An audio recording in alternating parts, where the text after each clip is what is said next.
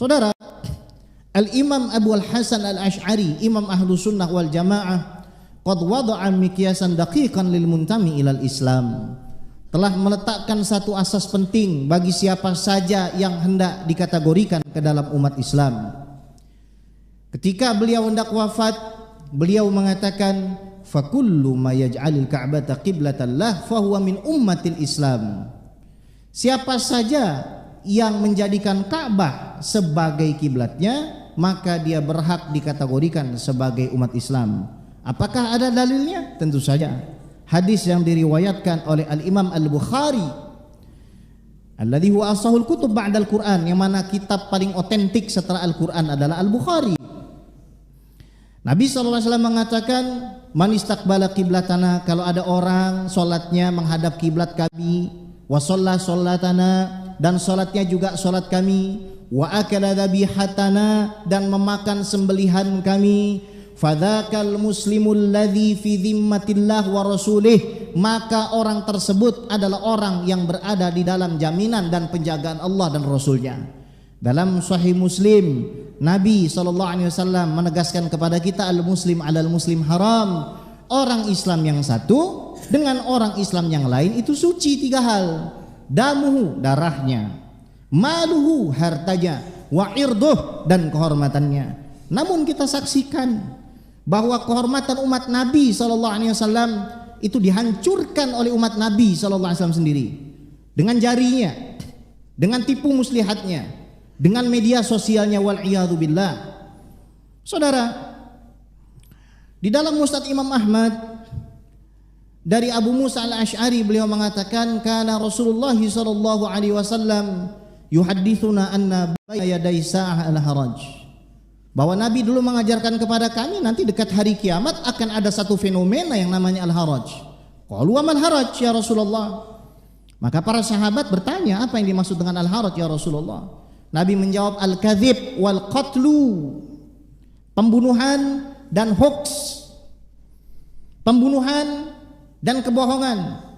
Maka para sahabat bertanya lagi, a'aktsaru mimman naqtul ya Rasulullah? Apakah lebih banyak nanti yang kami perangi? Apakah lebih banyak jiwa yang berjatuhan dibandingkan dengan hari ini ya Rasulullah? Nabi melakukan tidak kurang daripada 80 peperangan, saudara. Maka apa yang dijawab oleh Nabi SAW ini sangat mengiris hati kita.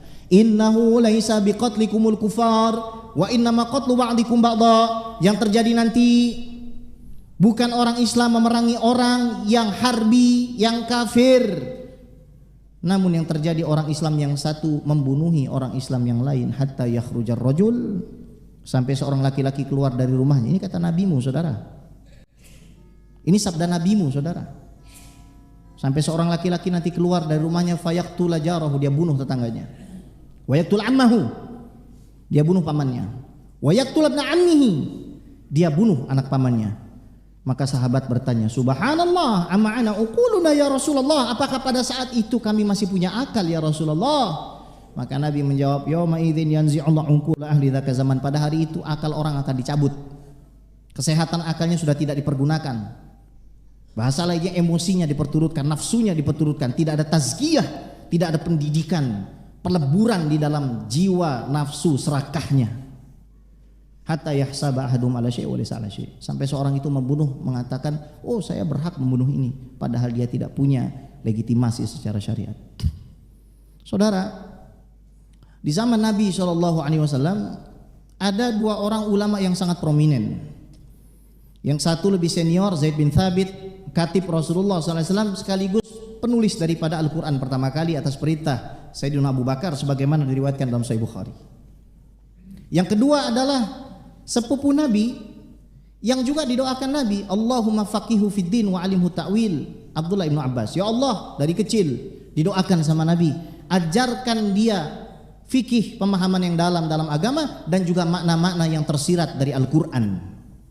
Keduanya berdebat secara open di depan Ka'bah. Abdullah bin Abbas mengatakan, yaj'al ibnal ibni ibnan walam yaj'al abal abi aban, dalam urusan warisan. Yaj'al ibnal ibni ibnan, dia menjadikan cucu dalam posisi anak tapi tidak menjadikan posisi kakek dalam posisi ayah. Debat secara open depan Ka'bah. Namun pada suatu hari Abdullah bin Abbas melihat Sayyidina Zaid bin Thabit keluar dari rumahnya naik ke atas kendaraannya. Dikejar, dituntun, pelana orang yang pernah dia debat secara open seperti seorang budak, seperti seorang supir, seperti seorang driver ojek online kepada orang yang pernah mendebatnya secara open di depan Ka'bah. Maka Sayyidina Zaid bin Thabit yang umurnya lebih tua, yang pengalamannya jauh lebih banyak, berkata, "Tanah hayabna ammi Rasulillah." Apa yang kamu lakukan nih wahai anak paman Rasul? Apa yang kamu lakukan nih wahai sepupu Nabi? Wahai keluarga Nabi, apa yang kamu lakukan? Seolah-olah yang mengatakan kalau Nabi melihat saya dan kamu seperti ini, malu saya di hadapan Nabi. Orang di zaman dulu ketika melihat ada orang berkaitan dengan Nabi, takzimnya luar biasa. Ulamanya, keluarga Nabinya, sekarang hancur. Apa kata Abdullah bin Abbas? Hakadha umirna an naf'ala bi ulama'ina wa kubara'ina. Beginilah kami diperintahkan Nabi Muhammad sallallahu alaihi wasallam untuk memuliakan orang tua dan memuliakan ulama. Arini yadak. Kata Sayyidina Zaid bin Thabit, kalau begitu kemarikan tanganmu. Dicium tangan orang yang pernah mendebatnya secara open di depan Ka'bah. Seraya mengatakan, wa hakadha umirna an naf'ala bi ahli baiti Rasulillah sallallahu alaihi wasallam. Oh, begini kami diperintahkan untuk memuliakan keluarga Nabi SAW. Lebih muda umurnya, dicium tangannya. Saudara, kita selalu mengaku mengikuti Nabi, tapi mengapa yang kita sakiti adalah umat Nabi? Apakah kita berpikir bahwa dengan berkata-kata buruk membawa nama kebenaran tidak membuat sakit hati Nabi? Tidak membuat teriris-iris hati Nabi? Walhasil, ini adalah nasib, adalah jatah yang Allah berikan kepada siapapun yang Dia kehendaki. Kalau Allah menghendaki seseorang untuk baik, maka akan keluar kata-kata yang baik dari mulutnya, meskipun di dalam perbedaan. Dia baik dalam menasihati, dia tidak mencaci, dia membenahi, dia membangun. Laksana air hujan yang turun membasahi bumi yang gersang dan menjadikannya tumbuh dengan buah-buahan yang indah. Dari ketidaktahuan menjadi tahu, dari kebodohan kepada Allah jadi mengenal Allah, dari tidak cinta kepada Rasulullah menjadi cinta kepada Rasulullah. Ada juga orang dikasih nasib sebaliknya, mulutnya kotor dengan hinaan, kasar dengan cacian. Nabi SAW tidak diutus sebagai pelaknat. Wa innama bu'itsu mu'allima, dan sesungguhnya aku tidak diutus melainkan sebagai seorang yang mengajarkan ilmu.